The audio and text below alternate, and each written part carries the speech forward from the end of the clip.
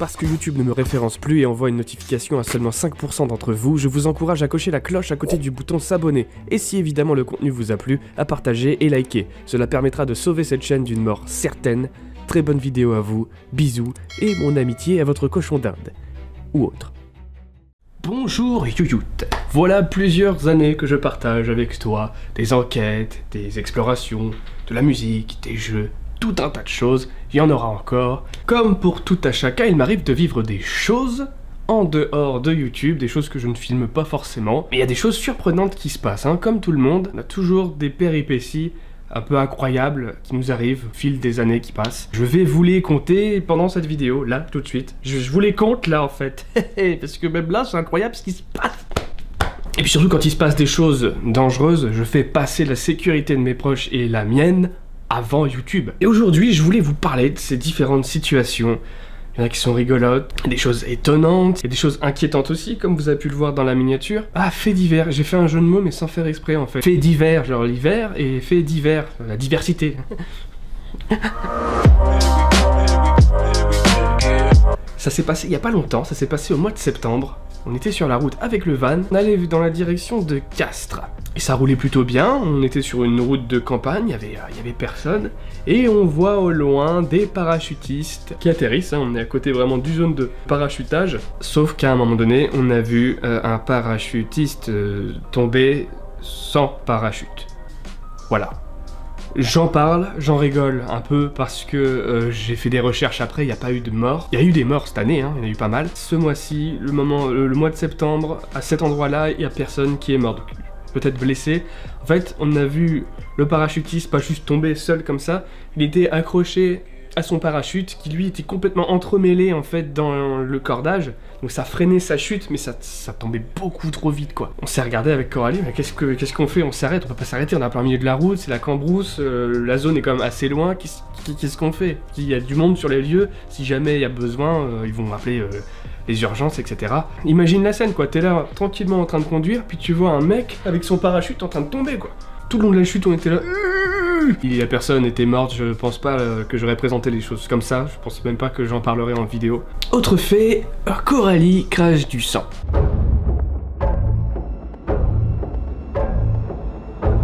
Ce qui est bien, c'est que la personne concernée est dans la pièce, donc du coup je peux lui demander des informations et je peux lui demander est-ce que ça s'est reproduit après la fois où on a pris la photo à Auchan.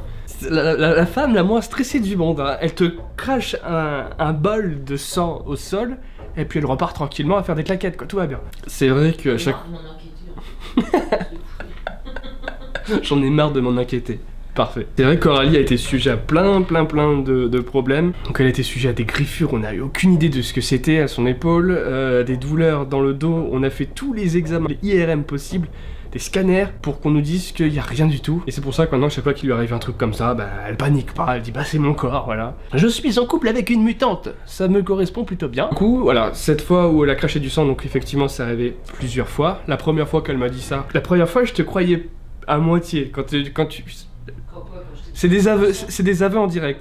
Oui, la première fois que tu l'as dit, j'y ai cru qu'à moitié quand même. Quand tu m'as dit, ça fait 1 heure que je ne fais que cracher du sang. Cracher je sais pas combien de... Genre un verre entier ou un bol de sang entier. J'étais ah ouais quand même, mais bon, voilà. Et puis il y a eu cette fois-là, au champ, où bah avant de rentrer dans la voiture, elle fait attends 2 secondes. Elle s'est posée comme ça et attends.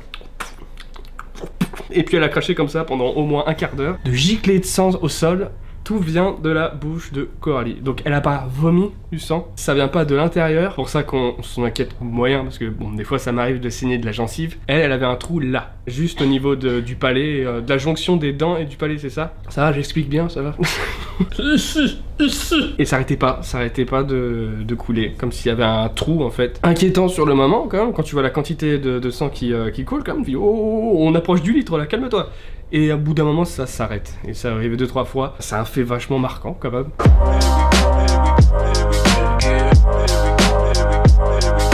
J'ai fait un saut énorme de 30 cm quand même, c'est pas rien chez les Minimoys. Et donc bah la rééducation je l'ai faite moi-même, hein. Des balades, des explorations, des randonnées, la randonnée qu'on a faite là, dans la montagne, tout ça, ça a été ma rééducation, là ça va beaucoup mieux, mais c'est vrai que c'était un truc assez ouf à vivre, il y en a plein je pense qui ont déjà vécu ça, il y a plein d'abonnés qui m'ont envoyé des messages de soutien, il y en a plein qui m'ont dit bah je sais ce qui m'arrive, il y en a d'autres qui ont eu ça après moi ma chute, ça arrive pas non plus à tout le monde de se casser quelque chose, et je voulais en parler dans cette vidéo parce qu'il y a une vidéo que je vais pas montrer, c'est le moment où il t'enlève le plâtre, je sais pas s'il y en a qui ont déjà vécu ça, mais je suis sûr qu'il y en a plein qui ne savent pas comment ça se passe, comment on retire un plâtre. Moi quand on me l'a dit, j'étais un peu sceptique quand même. On dit t'inquiète pas, on amène la disqueuse.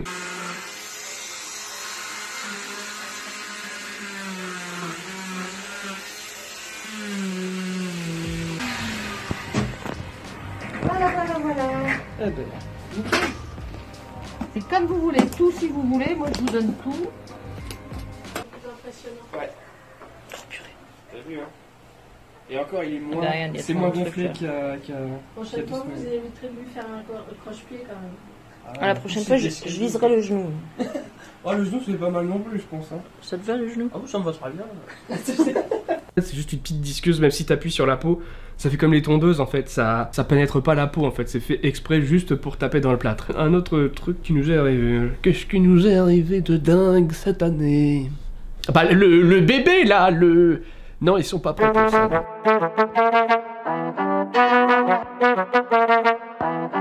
On a failli se faire voler la somme de 1000 €. 1000 balles. Très facilement, comme des gros naïfs. Vous savez les petites arnaques à la con là, le bon coin. Bon bah nous, voilà quoi. Coralie qui a voulu vendre son téléphone portatif à 500 €. Quelqu'un veut l'acheter, y a pas de souci. Tout se passe dans les règles, on a l'adresse, le nom. On n'envoie pas le téléphone encore. On attend de recevoir l'argent, donc un chèque. On reçoit un chèque, sauf qu'au lieu de recevoir un chèque de 500 €, car elle vendait son téléphone 500 €, on a reçu le chèque de 1000 €. On a reçu 1000 €. Et là, il nous a contacté en disant « Ah, c'est mon comptable qui s'est trompé, il a pas fait attention, il faut renvoyer à la rigueur, renvoyez-moi le téléphone avec 500 € quoi. » Petit problème technique, problème de son. Est-ce que vous m'entendez mieux? Ah non, bah non, vous pouvez pas répondre du coup.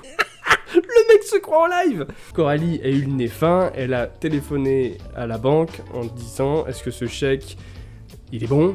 avant d'encaisser quoi que ce soit, avant d'envoyer le téléphone même, et on était à 2 doigts de se faire avoir, c'est-à-dire qu'on s'est dit bon bah son pauvre petit comptable il s'est trompé, on va lui envoyer 500 € plus le téléphone, donc il nous aurait pris le téléphone d'une valeur de 500 € plus 500 €, on se serait fait voler 1000 €.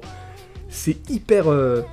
ça fait hyper peur ces trucs là, mais c'est vraiment vrai, hein. C'est vraiment des choses qui se passent sur le bon coin, et il y a des choses encore plus subtiles que ça, faut vraiment faire très attention, et un petit conseil, une petite technique pour savoir si vous allez vous faire accoster par des arnaqueurs ou non, quand vous traitez sur le bon coin, dès l'instant qu'on vous envoie une adresse mail en disant « Répondez-moi sur cette adresse-là », c'est très certain, c'est à chaque fois une adresse Gmail, ne répondez pas, ne répondez pas.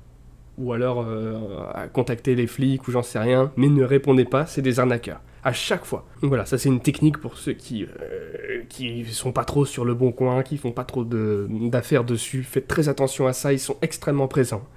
Et c'est des gens qui habitent généralement à l'autre bout du monde. Donc les mecs vraiment intraçables, ils sont forts, ils savent comment faire.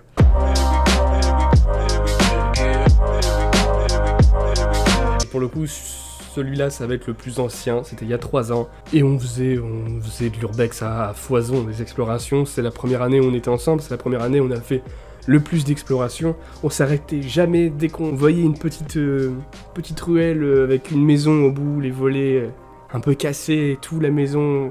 La porte de la maison un petit peu branlante ou battante comme ça, on se dit ah, allez on essaie. Dès qu'on voyait un endroit potentiellement abandonné, on s'y faufilait sans poser vraiment de questions. On était au cœur de Paris. Quand je vous dis au cœur de Paris, c'est qu'on était dans le quartier vraiment à côté de la Tour Eiffel quoi. Et bien pareil, voilà, on était tranquillement en train de se balader, il était quoi? C'était dans les 23h, minuit. Et on voit cette espèce de grand bâtiment. Il y a des espèces d'échafaudages juste devant la maison, donc tu te dis que c'est en chantier quand même, mais c'est ouvert. C'est ouvert. Ça n'a pas l'air cadenassé ni quoi que ce soit. Donc on y rentre et puis bah voilà, on commence notre exploration. À la lumière de nos téléphones portables, on est là. On déambule dans les pièces. Il y a 2-3 étages, on monte les étages. Rien de spécial à voir, rien de ouf, mais quand même, tu vois qu'il y avait du matos. Il y avait genre des perceuses, il y avait de l'équipement pour faire de la lumière. grosses lampes, je crois même qu'il y avait un groupe électrogène, il y avait tout un tas de matos, et nous, cons comme on est, on s'est pas dit, ah bah tiens, on a peut-être pas le droit, mais genre vraiment pas le droit d'être ici, si jamais on se fait choper, ça va nous coûter cher. Ou on n'a pas eu vraiment besoin de se poser de quelconque question, on a fait littéralement sonner l'alarme. Une alarme, mais d'une violence, ça nous a pété au casque, et je me rappellerai toujours de cette scène, les deux couillons en train de tourner comme ça, en rond, en disant « C'est où la sortie? C'est où la sortie ?» J'étais en mode « Putain, elles sont où les escaliers, bordel ?» Et puis on a trouvé quand même les escaliers, on est reparti, mais putain, la queue entre les jambes, mon vieux, d'une vitesse. On était complètement tarés ce soir-là, parce que ça nous avait pas suffi. Qu'est-ce qu'on voulait faire d'autre? On voulait infiltrer l'ambassade de Russie. Il y a un gros bâtiment à Paris, c'est l'ambassade de Russie. Un truc ultra gardé, avec des barbelés, des caméras, des gardiens, tout ce que tu veux. Tu peux pas rentrer, c'est même pas un urbex, quoi. Les mecs sont complètement frappés, ils veulent faire de l'infiltration. Ils se croient dans Mission Impossible, quoi. Et on était là à se faire la courte échelle pour grimper le mur, entre deux barbelés, on était là en train de regarder à l'intérieur. Bien sûr qu'on n'est pas rentré, bien évidemment, mais voilà, cette année-là, c'est pour ça qu'il y a eu beaucoup d'exploration aussi, c'est que je me posais beaucoup moins de questions et on fonçait tête baissée. J'espère que ces petits faits divers vous auront plu. Je vous ai dit qu'il y en a d'autres, hein. Il y en a quelques-uns d'autres. Je peux faire une partie 2 si vous voulez. Si ça vous intéresse pas, c'est pas grave, on peut les garder pour nous aussi. Même la deuxième partie, et ça je pense que c'est une bonne idée, je peux la faire en live, donner aussi vous vos anecdotes. Et en live, ça peut être pas mal ça en live. Donc sur la chaîne secondaire, l'honneur part en live, hein. Comme d'habitude, le lien en description, on vous attendra. Sinon, à part ça, j'ai rien d'autre à vous dire dans l'immédiat, je sais pas, je suis en train de faire cette vidéo, je ne sais absolument pas quand elle sortira, donc peu importe ce qui s'est passé, peut-être je serai mort et que vous verrez pas cette vidéo, j'en sais rien. Portez-vous bien, et à très bientôt, bonne soirée les copains, peace. Et pas peace, hein, c'est pas peace, c'est peace.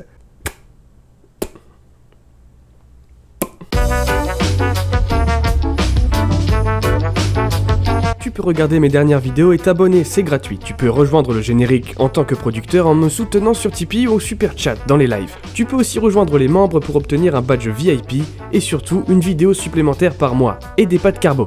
Non, ça je le garde pour moi en fait, désolé.